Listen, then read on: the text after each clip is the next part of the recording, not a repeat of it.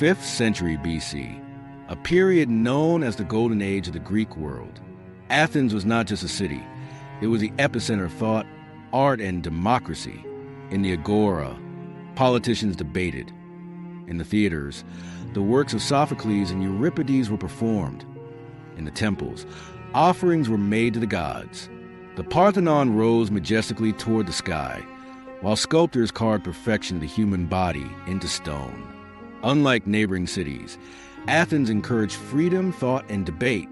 Ordinary citizens could speak in public assemblies and share their ideas about the city's future.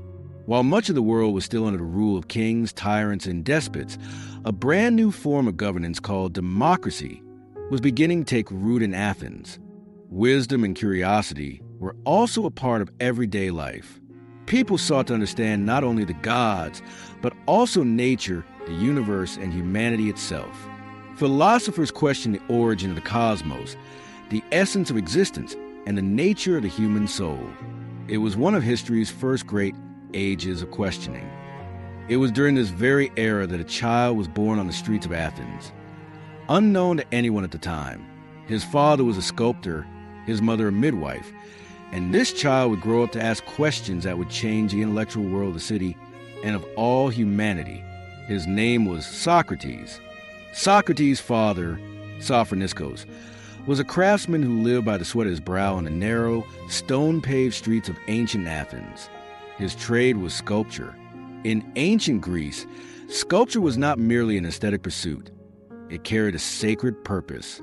Every figure hewn from stone was not only a representation of a human being, but also a symbol reflecting the glory of gods, heroes, and the city itself. A statue could become a vessel of immortality. Sophroniskos was not counted among the great masters who adorned the colossal temples. His name did not appear on the marbles of the Parthenon or on monuments depicting the Olympian gods. Yet this did not diminish the value of his labor among the people. He was an honorable and diligent worker, crafting for the everyday needs of Athens, sometimes for the courtyard of a wealthy household, other times for the city's small temples. Perhaps his works never gained widespread fame, but they beautified the streets, markets, and minor shrines of Athens. Sophroniskos had hands that knew how to speak with stone. He could take an ordinary block of marble and, with patient blows, reveal the hidden form within. This was not just craftsmanship. It was a lesson in patience. Socrates grew up in his father's workshop, observing what patience, labor, and the art of revealing form truly meant. Even as a small child, holding a simple hammer and chisel, he was learning the resistance of stone, the power of effort, and the concept of shaping. And perhaps here lay a hidden irony of fate. Just as Sophroniskos brought sculptures out of stone, Socrates would grow to extract truth from human minds. Just as his father cut away the excess to reveal the essence within the marble, Socrates would, through questions, chip away at false beliefs and reveal reality. Father and son, working with two different materials, one with marble, the other with a human soul, were pursuing the same goal, making the unseen visible. Socrates' mother, Phaenarete, was not an ordinary woman of Athens. She practiced one of the city's oldest and most respected professions, midwifery. In ancient Greece, midwifery was not merely a trade, but also a sacred duty. Birth was considered one of the greatest miracles granted to humanity by the gods. As women struggled with the pains of childbirth, midwives were regarded almost as the earthly hands of goddesses. Phaenarete was a bearer of the sacred duty. She was a woman who ushered countless children into their first breath, transforming mothers' fearful cries into tears of joy for new life. She would go from house to house, wherever help was needed.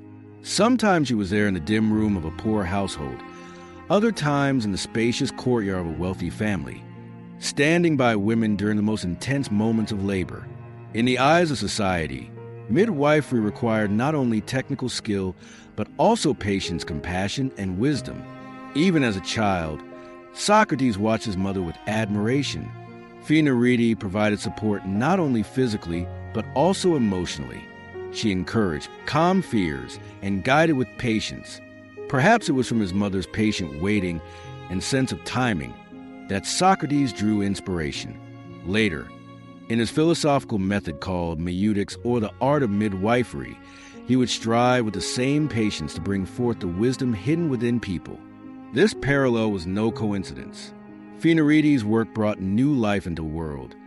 Socrates' work would bring forth new ideas from the minds of people. The mother delivered bodies. The son delivered minds.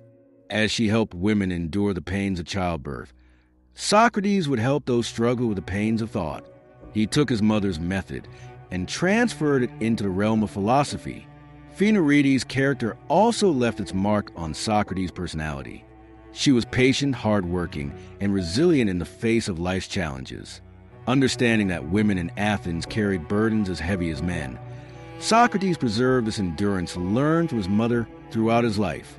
Perhaps this strength from his mother prepared him to ask questions tirelessly in the city squares and to remain calm even when judged. Thus, two hands shaped Socrates' life. His father's hand that carved stone and his mother's hand that assisted births. One revealed form, the other brought life. Socrates would combine these two legacies, making it his mission to both shape and give rebirth to the human soul. Socrates' childhood unfolded under the shadow of 5th century BC Athens' golden age. This period was one of the most culturally, artistically, and politically brilliant eras of the Greek world. The city was more than stone and brick. Athens was a living stage for thought, art, and debate. The sound spilling from narrow streets, the debates of citizens gathered in the squares, the bustling crowds of the marketplaces, the prayers rising from temples, and the silent presence of sculptures formed the city's very breath. When young Socrates opened his eyes to this complex world, every detail around him sparked his curiosity and stirred a storm of questions in his mind. Walking through Athens' narrow, stone-paved streets was not just a daily activity for Socrates. Each step taught him the first lessons of human nature. Through the eyes of a child, he observed the crowd in the marketplace, watching vendors bargain and customers' gestures. In a bagel seller's shout, he saw justice. In a tailor's argument with a client, patience.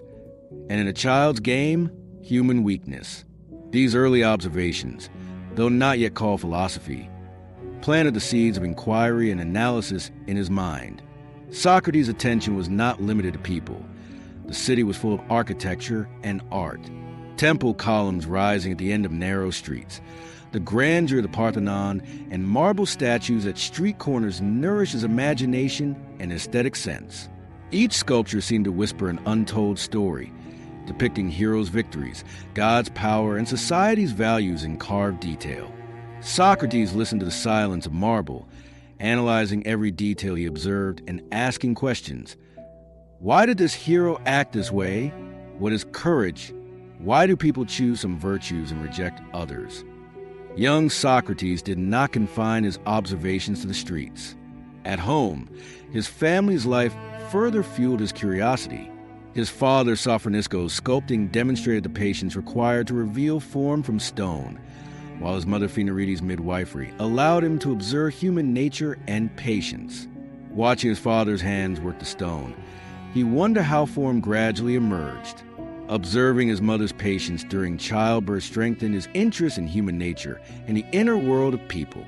Even as a child, his mind teemed with unspoken questions. What is a good life? Why is human nature complex? Is virtue innate or is it learned? While other children played, Socrates took on the role of an observer. As they ran and laughed, he walked among the stones, watched the marketplace crowd, analyzed his friend's behavior, and asked questions. Sometimes others found these questions strange, yet Socrates never abandoned his curiosity. Each small observation opened the door to greater questions. Why people lie, why they are sometimes cowardly and sometimes brave, and why some seek justice. The theater and festival experiences were also inseparable from his childhood. Tragedies and comedies performed during the Dionysia festivals taught him about the moral and social complexities of human nature. A hero's flaw in a tragedy or a character's folly in a comedy served both as entertainment and lesson. These experiences laid the foundations of the critical perspective he would later employ when questioning people. The city's preparation for war, patrols by the police, and Athens' political atmosphere also shaped his childhood. His young eyes faced not only games and art, but the realities of society. Observing people struggle with fear, courage, patience, and justice nurtured an early moral consciousness in him. In this environment, Socrates grew up carrying the seeds of wisdom even as a child. The crowd-filled streets, the grandeur of the temples, the dramatic depth of theatrical plays, the observations of family life, and society's experiences under the shadow of war shaped his mind, fueling his curiosity and desire to question. For Socrates, Athens was not merely a city. It was a school where life itself was a teacher. These years laid the foundational stones for a future sage who would examine the human mind and influence the world. At a young age, Socrates studied under some of Athens' most respected teachers, receiving instruction in foundational subjects such as music, literature, geometry, and physical education. Music lessons taught him not only rhythm and harmony, but also mental discipline and the ability to focus. As he learned to play the lyre and the flute, he sought to understand the order and harmony behind the melodies, intuitively sensing connection between the human soul and music. In literature classes, he read Homer's epics and the works of contemporary poets, observing the virtues and flaws of characters. These stories allowed moral and ethical questions to take root in Socrates' mind. What is courage and heroism? How is true virtue measured? Does a person shape their destiny through their actions? Every line sparked his curiosity, turning simple reading into an intellectual exploration. Geometry and mathematics lessons taught the young philosopher the foundations of logic and systematic thought. Points, lines, and angles were not merely numerical values, but tools for understanding mental order and analytical reasoning. Each geometric problem presented a mental challenge. In seeking a solution, Socrates journeyed into the depths of thought, grasping the power of logic. Physical education and athletic training not only built his strength, but also instilled virtues such as discipline, patience, and determination. In Athens, physical education for a young man was also a civic duty, as the city-state expected its citizens to be strong both mentally and physically. Through these lessons, Socrates gained the mental resilience he would later need to defend his ideas in debate. Yet what truly captivated and inspired him lay beyond classroom walls. Observing behaviors on the streets, listening to arguments in the marketplace, witnessing the silence of worshipers in temples, and studying the virtues and flaws of characters on theater stages fueled his philosophical curiosity. He no longer passively absorbed knowledge. He questioned, compared, and critiqued it. Every person, every event became a lesson, an experiment. Each observation was a step toward unraveling the mysteries of human nature. Socrates realized at a young age that true learning did not come solely from books. Knowledge arose from lived experience and observation. While listening to a debate, watching a play, or observing a friend's behavior, he created his own questions and sought answers in his mind. Why is this action right or wrong? Why does human virtue sometimes reveal itself and sometimes remain hidden? What is the path to knowledge, and what does true wisdom mean? During these years, Socrates' mind opened not only to learning but also to inquiry and critique. Academic knowledge and philosophical observation merged in his youth, laying a foundation for a philosopher who would one day draw wisdom from a human mind and lead others to question it. In young Socrates' life, friendships played a critical role not only for play and entertainment, but also for intellectual exploration and character development. The streets of Athens and the agora were lively spaces where youths gathered to play games, engage in debates, and exchange ideas. In this environment, Socrates observed other young people, striving to understand the depths of human behavior. He carefully examined the tricks, minor conflicts, and sharing habits in his friends' games, seeking to understand the motivations behind them. A friend's unfair behavior prompted him to question notions of justice, while a moment of courage and fear allowed him to grasp the virtues and flaws of human nature. Each friend became a mini experiment for Socrates, providing him his first steps toward decoding the human soul through observation. The agora also expanded Socrates' social sphere and offered space to test his thoughts. It was not only a place for trade and daily errands, but also for political and philosophical discussions. Socrates listened to older citizens debating state affairs, analyzed their arguments, and generated counter-questions in his mind. Is this decision just? Why do people choose the easy path over the right one? Each discussion nurtured new insights into human behavior and strengthened his questioning ability. The rituals he observed in temples and religious ceremonies further enriched his social learning. Witnessing people's beliefs and fears deepened Socrates' moral and philosophical inquiries. Does a good life depend on the favor of the gods, or is it shaped by one's own actions? Why do people sometimes fail to do what they know is right? These observations laid the groundwork for his later reflections on ethics and virtue. Socrates' social environment was not limited to friends and family. Theater performances, festival grounds, and public plays were also part of his observations. The virtues and flaws of characters in tragedies, along with societal critiques in comedies, honed his ability to interpret human behavior. Each scene revealed the complexity of human nature and the influence of societal values on individuals. Through his social interactions and observations, young Socrates developed a curious, inquisitive, and analytical personality. Understanding his friends' behavior, observing the agora and temples, and experiencing theater and festivals shaped him not just as a student, but as a reflective observer. Attempting to understand people became the foundation for his later Socratic method and the maieutic approach. For Socrates, friendships and social interactions were laboratories for acquiring knowledge and understanding human nature. Time spent with others shaped his character and moral sensibilities, cultivating patience, curiosity, and critical thinking. Thus, young Socrates began walking the path toward becoming a philosopher who would probe the human mind, guided by the streets, friendships, and cultural experiences of Athens. After the years of youth shaped by curiosity and observation, Socrates was now stepping into young adulthood. The stone-paved streets of Athens, its magnificent temples, crowded agora squares, and lively theater stages have provided him not only with a living space, but also a laboratory for thought and philosophy. The stones of the streets, the debates in the squares, and the silence of the temples ignited sparks of questions and ideas in the young philosopher's mind. During this period, Socrates no longer merely acquired knowledge. He deeply questioned every event he witnessed, every discussion he heard, and every human behavior he observed. Listening to citizens gather in the agora, he sought to discern the intentions behind their words, their understanding of virtue, and their concepts of justice. Each discussion produced new questions in his mind, and every answer opened the door to a new intellectual discovery. The behaviors he observed in temples and religious ceremonies encouraged Socrates to reflect deeply on morality and belief. The prayers, fears, and hopes offered to the gods raised a question in his mind. Is true virtue measured by the favor of the gods, or by a person's inner choices? Each observation occupied him not merely with knowledge, but with understanding complexities of human nature, prompting him to question concepts of morality and virtue.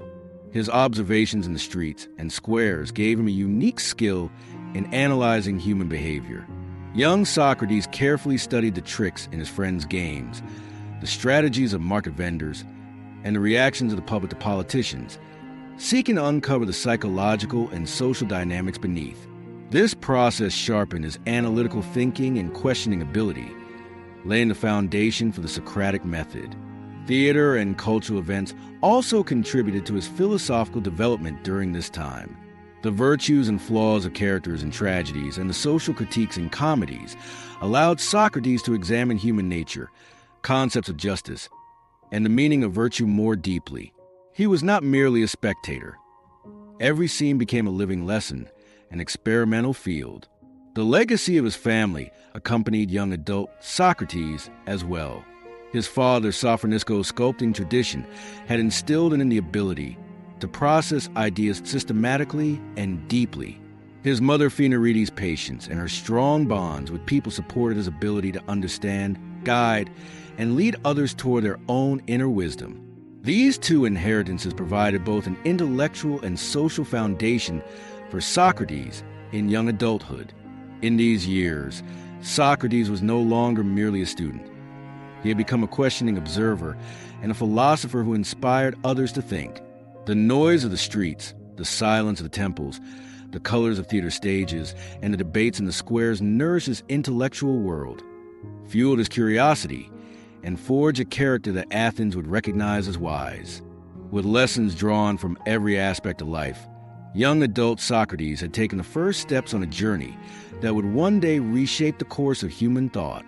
In his youth, Socrates grew up closely observing his father Sophroniskos' craft. Sophroniskos was one of Athens' ordinary artisans.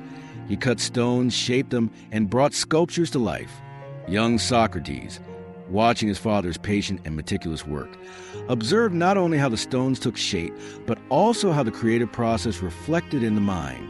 Each piece of marble became, in his mind, not just material, but a symbol of original thought and dedicated effort. For Socrates, the matter was never the stone, it was a human being. Just as his father believed that a sculpture was hidden within every stone, Socrates recognized the wisdom concealed in the minds and souls of people. The hands that said, "Within this stone is a sculpture, I will reveal it," gained a deeper meaning in the young philosopher's mind, to uncover potential of the human soul and thought. This understanding became a foundational principle for his philosophical method. Instead of giving people knowledge directly, Socrates aimed to help them discover the wisdom and truth within themselves, much like a sculptor reveals a form within a block of marble. This method would later be called meutic, the art of midwifery, and would become one of philosophers' most enduring legacies. In Socrates' view, knowledge and virtue already existed within people, much like a sculpture within a stone. His task was simply to patiently and carefully bring them forth. The care and attention his father displayed while shaping stone shaped Socrates' approach to shaping minds and souls. Every discussion, every question, was like sculpting a piece of marble. With patience, care, and determination, he helped reveal the virtue and wisdom hidden within people. Thus, from that simple sculptor's workshop, a thinker emerged who would deeply impact humanity.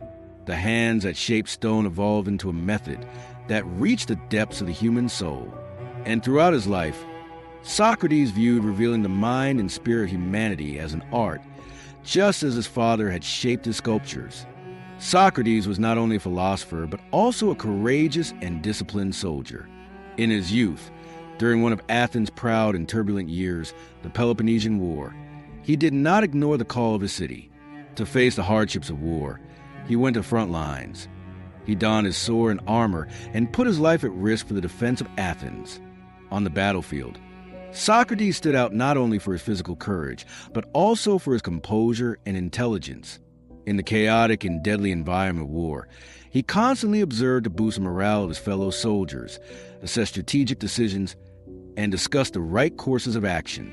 Even amidst battle, he did not cease thinking and questioning, aiming to guide each move not only with strength, but also with reason and virtue. In Athens, Socrates' courage and sense of justice were recognized beyond the battlefield.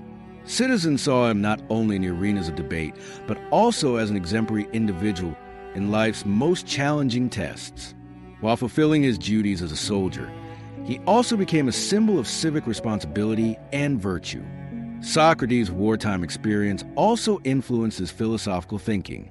The injustices, wrongdoings, and human behaviors he witnessed on the battlefield deepened his understanding of morality, courage, and virtue, forming the foundation for the ideas he would later share with his students and the people of Athens.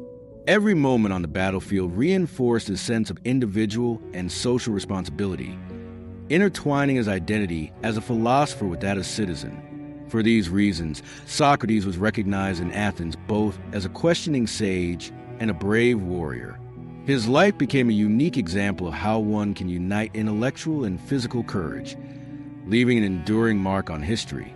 For Socrates, war was not merely a physical challenge. It was also a laboratory for observing human nature, courage, and virtue.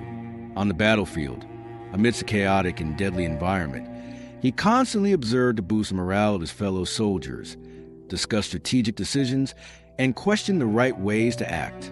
For him, war was not simply about defeating the enemy. It was a struggle guided by reason and virtue. At every moment when he faced death, Socrates demonstrated his ability to control fear and panic, Every step he took on the battlefield, every strategy he devised, revealed that his courage was not only physical but also intellectual. He set an example for his comrades, guiding them not merely with strength but with reason and logic. This approach became the defining trait that connected his identity as a philosopher with his role as a soldier. In Athens, Socrates' courage was recognized beyond the battlefield. Citizens saw him as an exemplary individual not only in the arenas of debate, on the corners of the agora, and in the theater halls, but also in the most challenging tests of war. His stance sent a clear message to the people of Athens. True wisdom and virtue reveal themselves not only in words but also in actions. Socrates' experience in war deepened his philosophical thinking. The injustices, wrongdoings, and human behaviors he observed on the battlefield laid the foundations of his understanding of morality, courage, and virtue. Every moment of war was a lesson for him, allowing him to observe the limits of the human soul, the nature of fear and bravery, and the meaning of justice and responsibility. These observations became a living laboratory for the ideas he would later share with his students and the citizens of Athens. Each experience on the battlefield reinforced his sense of individual and social responsibility, intertwining his identity as a philosopher with his role as a citizen. Socrates was recognized in Athens both as a questioning sage and a courageous warrior. His life stood as a unique example, demonstrating that one can unite intellectual and physical courage. Socrates' military service added a new depth to his journey as a philosopher. Observing how people confronted fear, virtue, justice, and responsibility strengthened his moral and philosophical inquiries. This period of his life laid the foundation for his philosophical method, aimed at understanding, questioning, and educating the human soul. When he returned from the front, Socrates was no longer merely a philosopher. He was a sage who carried the values of his land in both mind and body. Socrates' philosophical approach was not merely about asking questions. His goal was to help each individual bring forth the wisdom hidden within themselves. He called his method meutics, the art of midwifery. Just as a midwife brings new life into the world, Socrates gave birth to thoughts and ideas within the human mind. As he walked through the streets, conversed with vendors at the markets, or debated with citizens in the agora, every person was a potential source of knowledge for him. The astonishment on their faces, their furrowed brows, pauses, and thoughtful gazes were answers to Socrates' questions. His task was to dissect these responses and guide them toward a deeper and more original understanding. One day, while discussing with a group of young people in the agora, Socrates asked, "What is virtue?" The youths gave various answers. Some said being wealthy, some said being courageous, and others said obeying the city's laws was virtue. Socrates listened carefully to each reply, responded thoughtfully, and used questions to push them to examine and test their own ideas. Then, is courage always a virtue, or can thoughtless risk also be considered courage?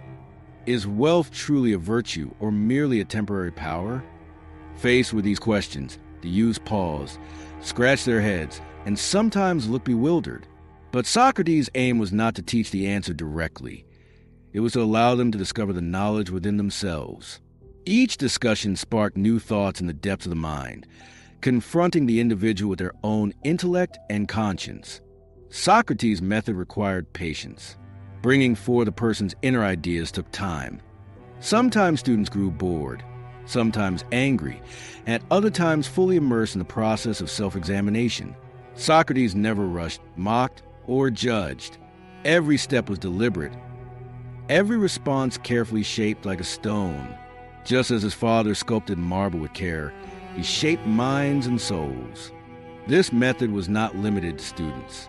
The elders of Athens, merchants, politicians, and ordinary citizens also encountered Socrates' questions, reconsidering their own beliefs. The streets became a living academy, every person a dialogue partner, and every encounter a learning experience. Socrates' art of midwifery was a cornerstone of his philosophical legacy, teaching people to think, guiding them to question, revealing the virtue and wisdom within themselves. This is the greatest gift Socrates left to humanity for centuries. His footsteps through the streets illuminated not only the stone-paved paths, but also the depths of the human mind and soul. His method redefined the boundaries of philosophy and teaching, becoming one of the most effective pedagogical approaches in history. The discussions that began in the streets heralded a philosophical revolution that would shape human thought for centuries to come. Socrates had no school. He did not meet his students in stone-lined classrooms or formal educational institutions.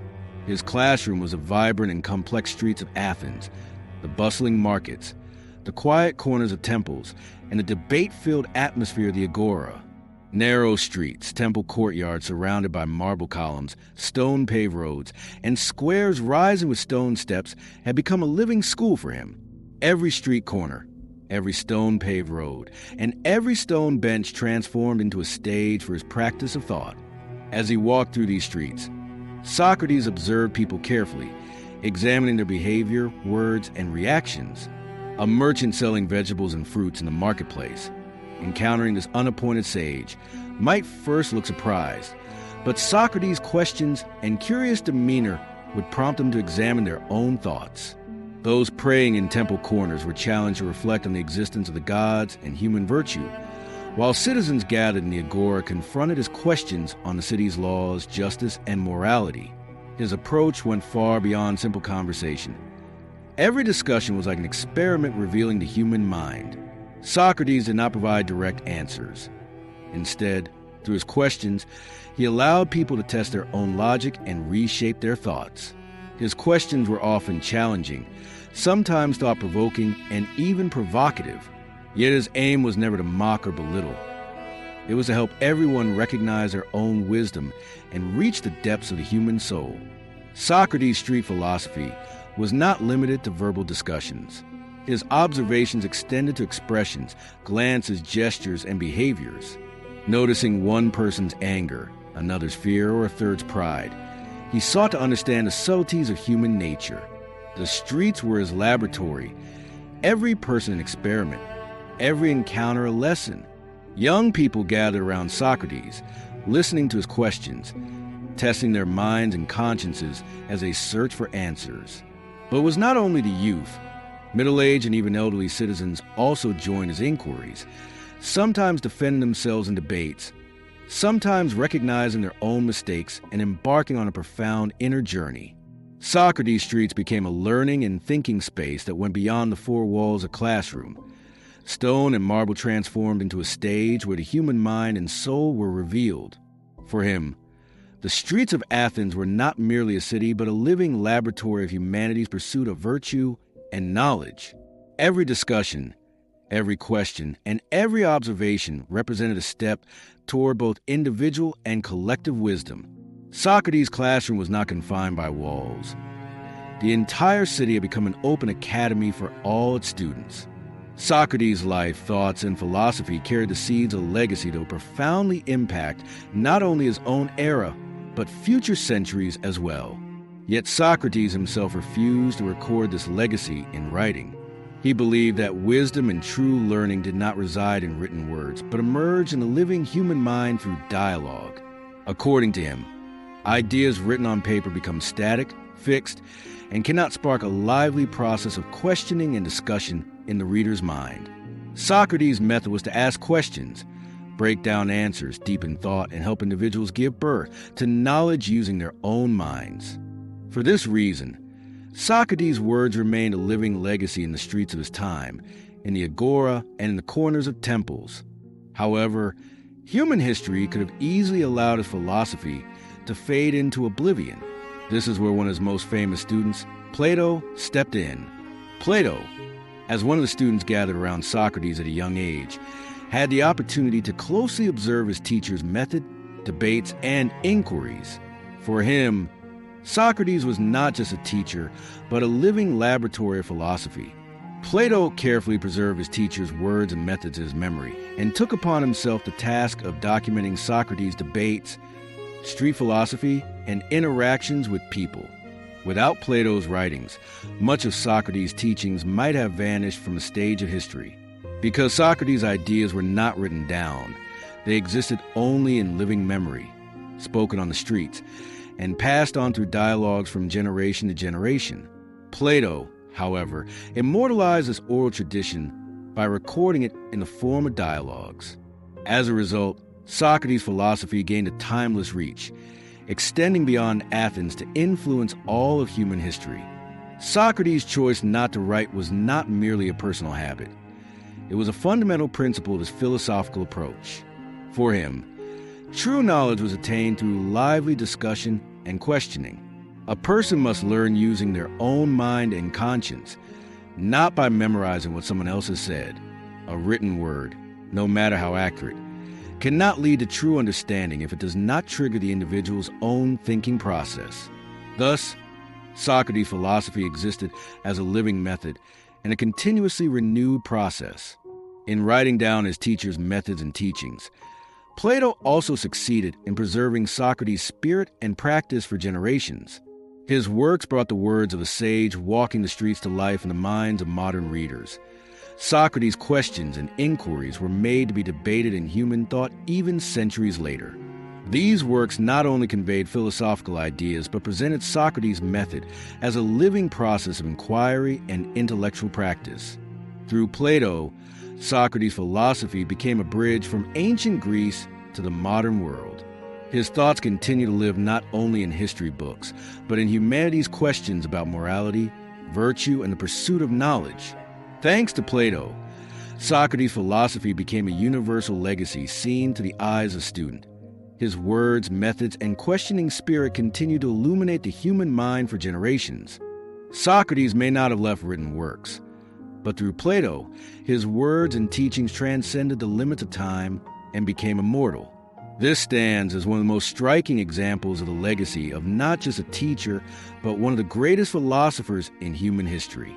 Over time, Socrates' probing and challenging questions did more than spark curiosity in the streets. They began to unsettle Athens' political and religious elites. This wise man, who awakened the minds of citizens in the agora, temple corners, and marketplaces, encouraged people to question their own beliefs, values, and behaviors, inviting them to a profound intellectual awakening. For Socrates, however, this was purely a philosophical mission. His goal was to seek truth and help individuals uncover their inner wisdom. Yet, this endeavor quietly became a dangerous challenge for the city's powerful and conservative factions. One of the most debated and criticized aspects of Socrates was his influence on Athens' youth, leading to accusations that he corrupted their minds. The young people gathered around him did not simply acquire knowledge. They began to develop the ability to question using their own reason and conscience. Socrates never allowed them to be satisfied with ready-made answers. He dissected every thought, questioned every assumption, and guided the youth in giving birth to their own ideas. This process was particularly concerning for Athens' entrenched and conservative classes. Wealthy families and political elites interpreted young people thinking independently as a move away from traditional values and a challenge to authority. Socrates' questions created an effect that went beyond individual curiosity, challenging the foundations of society, social norms, and the political order. Socrates' simple yet profound question sparked a revolution in the minds of the youth. What is justice? This question compelled young people to evaluate justice not only in terms of laws and traditional rules, but also through the lens of conscience and ethical standards. What is virtue? The concept of virtue was directly connected to daily behavior and societal values. Socrates encouraged young people to understand that virtue is not merely following rules. It requires moral awareness and personal responsibility. How should one live a good life? This question urged the youth to reconsider their lives, goals, and choices. Athens' traditional ways of living became a framework open to examination. The impact of these questions went far beyond simple curiosity. Thanks to Socrates' discussions, young people began forming their own ideas, critically evaluating authority and questioning societal norms. For some families and leaders, this was perceived as a dangerous corruption. Although Socrates' purpose was entirely philosophical and educational, a segment of society interpreted it as moral corruption, defiance against the gods, and disruption of social order. While his discussions opened new paths in the minds of young Athenians, They generated fear and anger among the city's conservative factions. In the streets, in the agora, and in family homes, Socrates' name was spoken with both curiosity and unease. By encouraging young people to think and guiding them to use their own reason, Socrates was attempting to transform the spirit of Athens. However, this conscious effort was seen by the powerful and tradition-bound as an uncontrollable and dangerous force. For this reason, his philosophical connection with the youth made him both an inspiring teacher and a threat to the city's elites. Socrates' questioning voice in the streets and agora no longer merely sparked curiosity. It deeply unsettled the city's leading figures. Conservative elites, politicians, and religious authorities saw him as a threat who corrupted the minds of young people, encouraged defiance of the gods, and undermined social order. This tension inevitably led to a formal judicial process. Athens was now facing a trial between freedom of thought and traditional values. Around 399 BCE, Socrates was walking calmly through the agora one morning. Amid the stone-paved streets, prayers rising from temples, the bustle of the marketplace, and the curious gazes of the students, the city's officers approached to arrest him. Socrates walked with calm and resolute steps, feeling not the weight of the arrest but the responsibility to pursue truth. His composure was both admirable and unsettling for those who watched.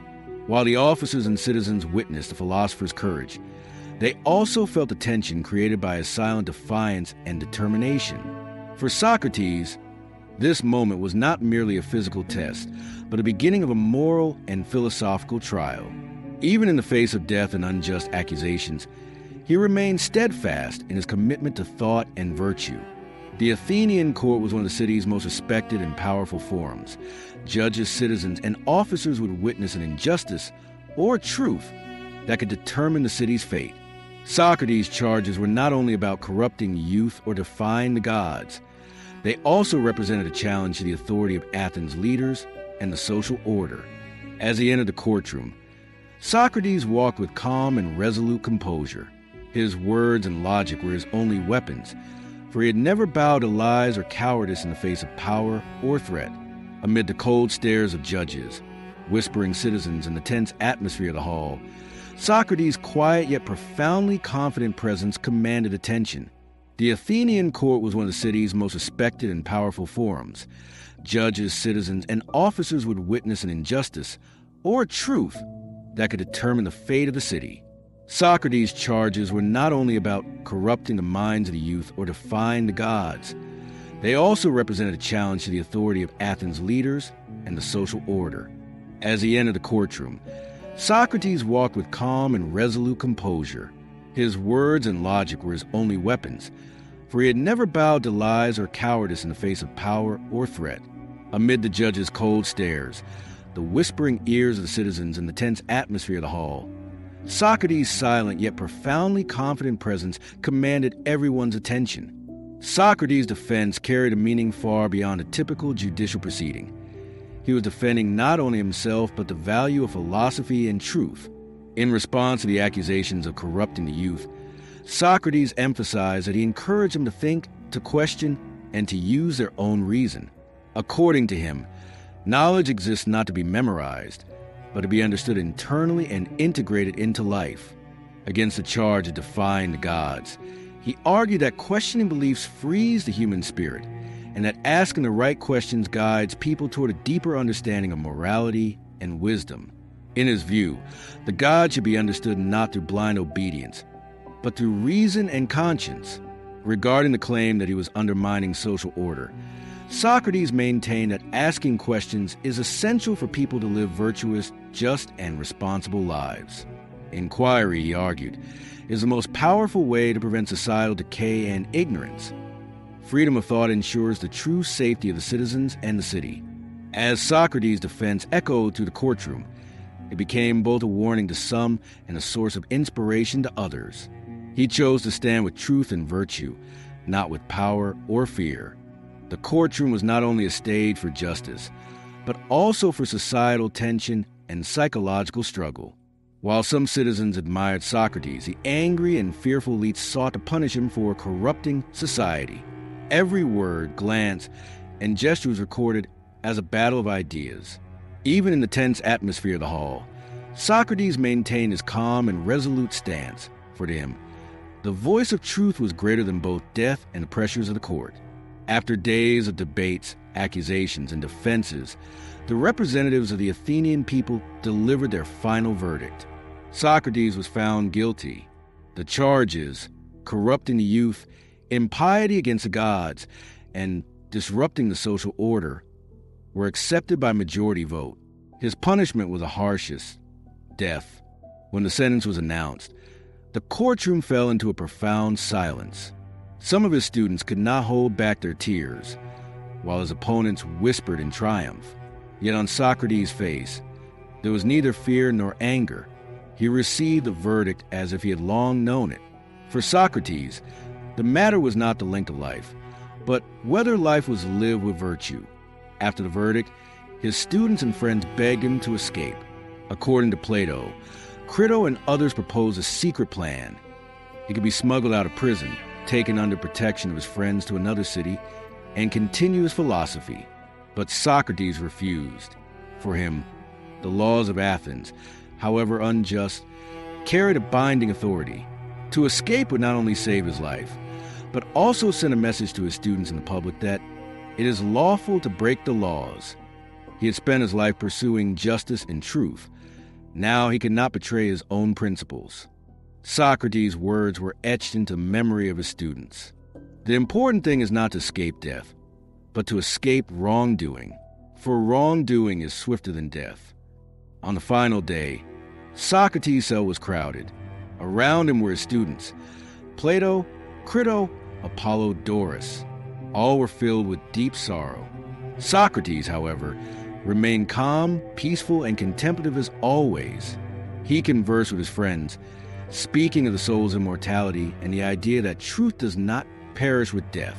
When the guard entered, he carried a small cup containing hemlock, the poison given to those sentenced to death. The guard averted his eyes, unable to bear the weight of sending this wise man to his end. Socrates calmly took the cup. He first offered a prayer to the gods, then drank the poison with resolve. Amid the tears of his friends, his face still bore a serene expression. As the poison spread through his body, the coal began at his feet and traveled upward. Physicians and guards closely observed this moment. According to Plato, Socrates' final words were, "Crito, we owe a cock to Asclepius. Please remember to pay it." This statement reflected that he faced death even with a sense of duty, a reminder. Asclepius, the god of health and healing, suggested that Socrates saw death as a form of purification, a kind of spiritual healing. After a while, his body became motionless. Though executed by Athens' court, Socrates' thoughts continued to live. Socrates' death was not merely the end of a philosopher. It became a symbol of intellectual freedom, the pursuit of truth, and the willingness to sacrifice one's life or virtue. His death deeply affected his students and resonated in Plato's writings and in philosophy for centuries to come. Athens soon realized its mistake. By killing the wise man, they had cast a shadow over their own city. But it was too late. Socrates' body had perished, yet his spirit and thoughts continue to live as one of history's most powerful voices. Socrates' body no longer walked the stone streets of Athens, debated in the agora, or asked questions in the corners of temples. Yet the spirit of the city began to deeply feel his absence. The people, who had once seen him as a threat disrupting order and poisoning the youth, now realized the void his death left in the city's intellectual and moral life, and felt regret. The city's elites and leaders had ignored Socrates' lifelong commitment to virtue, justice, and truth, acting instead out of anger and fear. Looking back, they realized that by killing the wise man, they had inflicted the greatest harm upon their own city. Socrates was not merely an individual. He was the conscience of Athens. Losing him weakened the city's culture of intellectual freedom and inquiry. Socrates' closest student, Plato, was deeply shaken by his teacher's death. The wise man who vanished before his eyes had given him not only philosophical knowledge, but also the courage to question the meaning of life. After Socrates' death, Plato took up the pen to preserve his teachings and passed them on to future generations. In Plato's dialogues, Socrates was reborn as a vivid and compelling character. Works such as Apology, Crito, and Phaedo convey Socrates' questions, methods, and composure at the moment of death, allowing readers to experience the streets of Athens and the courtroom as if through a time machine. For Plato, Socrates was not merely a teacher, but the purest embodiment of thought, a symbol of virtue and truth. After his death, Plato not only taught philosophy, but also bequeathed Socrates' spirit, moral vision, and method of inquiry to all of Western thought. Socrates' teachings continue to live on for centuries after his death. His method of meutics, drawing forth the wisdom within the soul, was further developed by his students and subsequent philosophers. Following Aristotle and others, philosophers built upon Socrates' methods and approach to philosophical inquiry, shaping ethics, politics, and epistemology. Socrates' life, after his death, became a legend. He was a sage who lived for virtue and feared no death. He became a symbol of questioning, courage, and the pursuit of truth. He showed humanity that thought and conscience surpass power and fear. His influence was not limited to ancient Greece. Medieval thinkers, Renaissance philosophers, and modern ethicists and political theorists drew inspiration from Socrates' questioning method and life philosophy. Though Socrates had physically passed away, his ideas and questions continue to shape humanity for thousands of years. Each of his questions, each dialogue, transcended time. They remain a guiding light, teaching people to think, question, and listen to their conscience. The story of Socrates proves that the distinction between life and death is insignificant in the face of the pursuit of virtue and truth. His legacy shows that inquiry, reflection, and living a life of virtue are flames that endure across centuries. This journey of wisdom, which began in the quiet streets of Athens, spread throughout the history of thought for generations. Every square, every temple corner, every marketplace continued to echo with his questions. Socrates was not merely a philosopher. He was humanity's conscience, a questioning spirit, and an immortal symbol of intellectual freedom. His death may have ended his presence in the physical world, but his courageous questions, virtuous stance, and devotion to truth continue to live on in the collective memory of humankind. Today, anyone who confronts his legacy is invited, even for a moment, to look within their own soul and discover the wisdom inside themselves. And perhaps his greatest lesson was this: death can never obstruct a mind in pursuit of truth. Virtue, courage, and inquiry persist beyond the limits of time. Socrates' voice can still be heard across the ages. Like a philosopher walking the silent streets, he reminds people to think, to question, and to find the light within themselves. His story shows us that life may be short and time may pass swiftly, yet a life devoted to truth and virtue will resonate forever. Socrates' light continues to guide those lost in darkness and inspire all who seek wisdom. Good night.